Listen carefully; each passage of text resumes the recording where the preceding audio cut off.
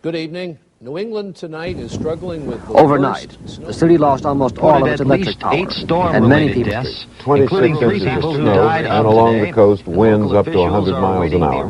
It is so bad.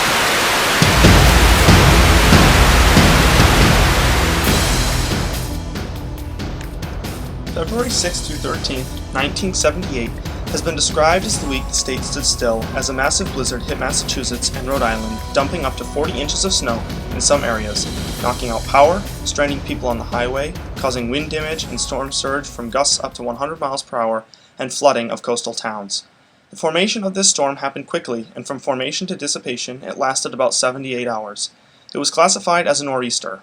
A nor'easter is a type of massive, cyclonic storm that forms within 100 miles of the United States east coast, traveling inland into New England and mid-Atlantic regions and reaching northward to the Atlantic-facing side of Canada.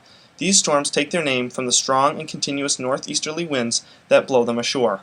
According to the National Oceanic and Atmospheric Administration, NOAA, the storm formed as a weak extratropical cyclone off the South Carolina coast Sunday afternoon, February 5th. Meanwhile, a vigorous upper air disturbance and associated Arctic cold front were moving across the Appalachians.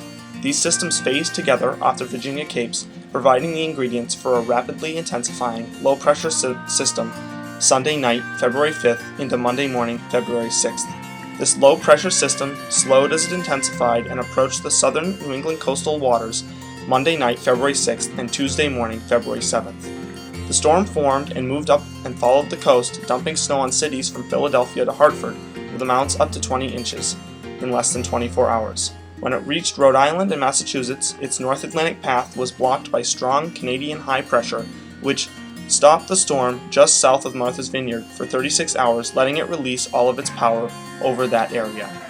Not only did this storm bring heavy snow, but winds of hurricane force up to 100 miles per hour to the region. The wind upgraded the storm to a severe blizzard with low to no visibility. The wind made the snow increasingly dangerous, with the ability to pile up rapidly in mere minutes. 20-foot-high snowdrifts were reported in a few areas. Because the storm was trapped off the coast and a high tide was present, storm surge and flooding became another danger, pushing water over storm barriers, eroding beaches, and flooding entire towns. When forecasters at the National Weather Service at Boston Logan Airport first began predicting the storm that would become known as the Great Northeast Blizzard of '78, people weren't terribly concerned about it. The lack of concern came from two reasons, the first being that forecasters had been wrong when they predicted rain on January 21st, a little more than 2 weeks before the larger storm hit, and when instead approximately 2 feet of snow was deposited across Massachusetts. This snowfall also caused power lines to go down in Rhode Island. The second reason is because the storm formed so quickly, forecasters and other media sources weren't able to warn people until Sunday evening, February 5th. When Bostonians awoke Monday morning to flurries, they decided to go about their regular daily schedule, including going to work and taking children to school and going about their daily routines. By noontime, the storm had intensified with snow falling at a rate of 2 inches per hour. Forecasters realized that the severity of the storm was worse than initially expected. Businesses decided to close early, schools released students, and those at work were also heading home. By the late afternoon, the rate of snowfall increased from 2 to 4 inches per hour. As roads became jammed with the early rush and conditions continually getting worse, this was brewing to be a catastrophic event. There was a report at one gas station that 12 pumps were going non-stop, putting out 4,000 gallons per hour. Commuters were pouring onto the highways, and as the conditions worsened, traffic slowed down to a crawl. 2 different events of tractor-trailers jackknifing and blocking traffic going both directions on Route 128 and 93. Traffic eventually came to a complete standstill, and as the blizzard continued to get worse, automobiles were completely buried in snow. 14 people died from carbon monoxide poisoning from being trapped in their cars. Finally, at 8 a.m. on February 8th, Michael Dukakis, the governor at the time, banned all non-essential vehicles from the streets of Massachusetts. The conditions of the roads were so bad that Boston Emergency Medical Services called for experienced snowmobile drivers to help with response.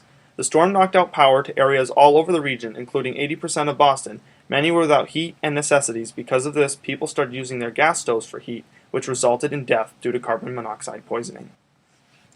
In addition to the huge snowfall, there was also lots of storm surge activity that battered coastal towns, including Marblehead, Rockport, and other North Shore towns.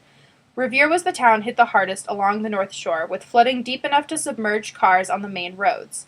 Houses were severely damaged, some had even been ripped off their foundations, which looks very similar to damage done by hurricanes. Ships in the bays capsized and were thrown up onto the shore.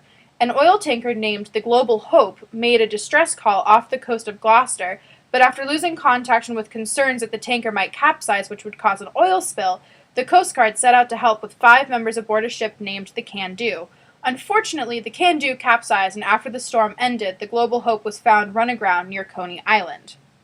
According to NOAA's Natural Disasters Survey about the storm, high winds, large waves, higher than normal spring tides, and large storm surges combined to batter the coast from New Jersey to Maine. The report continues on and says that forecasters underpredicted the height of these storm surges by 1 foot. These surges also caused severe beach erosion along the Massachusetts coast. Despite all the negatives from the storm, there was some fun and positive events that came out of it. College campuses embraced the snow. Harvard, UConn, and Brown had a 3-day snow party with students tobogganing and skiing all over campus.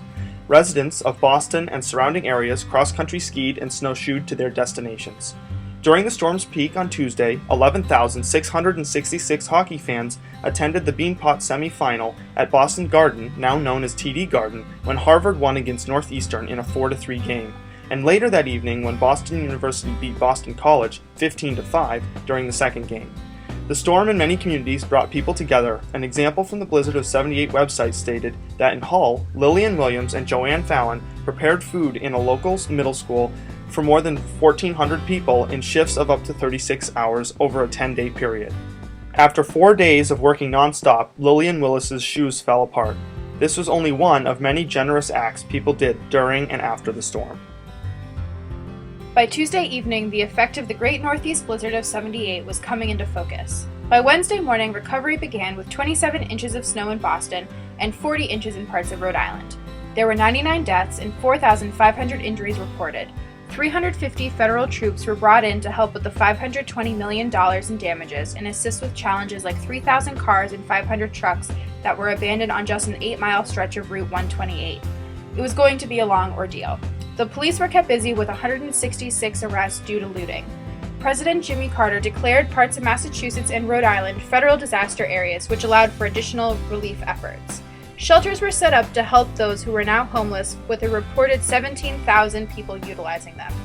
Due to most of the cars on the roads being abandoned by their owners, snow removal took weeks. The larger cities experienced difficulties with the disposal of the snow, which is similar to what we experienced in Boston last winter. This storm had many disastrous effects, more than we can cover.